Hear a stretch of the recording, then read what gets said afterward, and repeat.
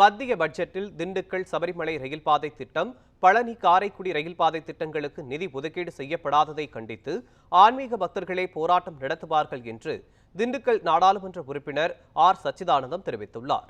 இது தொடர்பாக நமது செய்தியாளர் செந்தில்முத்து நடத்திய கலந்துரையாடலை தற்போது பார்க்கலாம். பாராளுமன்ற உறுப்பினர் தோழர் சச்சிதானந்தம் அவர்கள் நம்மோடு இணைந்திருக்கிறார்.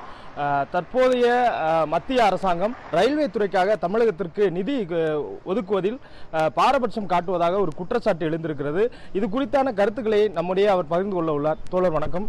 இப்போ இந்த புதிய மத்திய அரசாங்கம் ரயில்வே துறைக்கு தேர்தலுக்கு முந்தைய, அதாவது கடந்த ஆட்சி காலத்தில் ஒதுக்கின நிதிக்கும் தற்போதைய நிலையில் ஒதுக்கியிருக்க நிதிக்கும் நிறைய பாரபட்சம் இருக்கின்ற மாதிரி ஒரு குற்றச்சாட்டு இருந்திருக்கு. இது குறித்தான கருத்துக்களை பொதுவாகவே கடந்த 10 ஆண்டு காலத்திலையும் தமிழ்நாடு உட்பட தென்னக ரயில்வேக்கு ஒரு பெரிய புதிய திட்டங்கள் நிறைவேற்றுவதற்கான நிதி ஒதுக்கீடு எதுவுமே பாஜக ஆட்சியில் நடைபெறலை.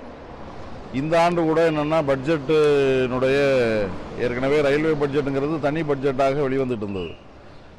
ஆனால் இந்த அரசு வந்த பிறகு அதை மெயின் பட்ஜெட்டோட கிளப் பண்ணி ரயில்வே துறைக்கு தனியாக கிராண்ட்ஸ் அண்ட் டிமாண்ட்ஸுங்கிற மாதிரி மானிய கோரிக்கை, ரயில்வே மானிய கோரிக்கைன்னு அதில் விவாதிக்கிற நிலைமையை ஏற்படுத்தியிருக்கிறாங்க. பொதுவாக என்னென்னா மானிய கோரிக்கை விவாதத்துக்கு முன்னால் என்னென்ன திட்டங்களுக்கு எவ்வளவு ஒதுக்கீடு செய்யப்படும், எந்தெந்த ரயில்வேக்கு எவ்வளோ ஒதுக்கீடு செய்யப்படும், என்னென்ன திட்டங்கள் நீங்கள் சுரங்கப்பாதை, அகல ரயில் பாதை ஆக்குறது, புதிய வழித்தடங்கள், இது மாதிரியான திட்டங்கள், ரயில் நிலையங்கள் விரிவாக்கம், இது மாதிரியான திட்டங்களுக்கு எவ்வளவு எந்த இதுக்கு ஒதுக்கீடு செய்யப்பட்டிருக்குன்னு ஒரு பிங்க் புக் வெளியிட்டுட்டு அதுக்கப்புறம் தான் அந்த விவாதம்ங்கிறது நடைபெறணும். ஆனால் அந்த ரயில்வே மானிய கோரிக்கையின் மீது விவாதம் நடைபெற்ற போது அப்படிப்பட்ட பிங்க் புக் எதுவும் வெளியிடப்படல. அந்த கூட்டத்தொடர் முடிய வரைக்கும் வெளியிடப்படல.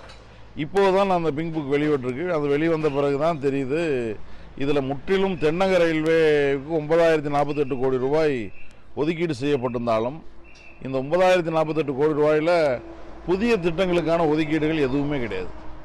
முழுக்க நீங்கள் மெயின்டெனன்ஸு, அகல ரயில் பாதை ஆக்குறது, இந்த மாதிரியான பணிகளுக்கு, சுரங்கப்பாதைகள், இதுக்கான பணிகளுக்கு ஒதுக்கியிருக்காங்களே தவிர புதிய ரயில் பாதை திட்டங்களுக்கு எந்த ஒதுக்கீடுமே கிடையாது. இப்போ குறிப்பாக நம்முடைய திண்டுக்கல் மாவட்டத்தை மையப்படுத்தியிருக்கக்கூடிய பழனி ஈரோடு ரயில் பாதைங்கிறது நீண்ட காலமாக 2 தொகுதி, பழனி திண்டுக்கல்னு 2 பாராளுமன்ற தொகுதியாக இருந்த காலத்திலேயே அது உருவாக்கப்பட்ட கோரிக்கை, அன்னைக்கு அரசாங்கத்தால் ஏற்றுக்கொள்ளப்பட்ட கோரிக்கை.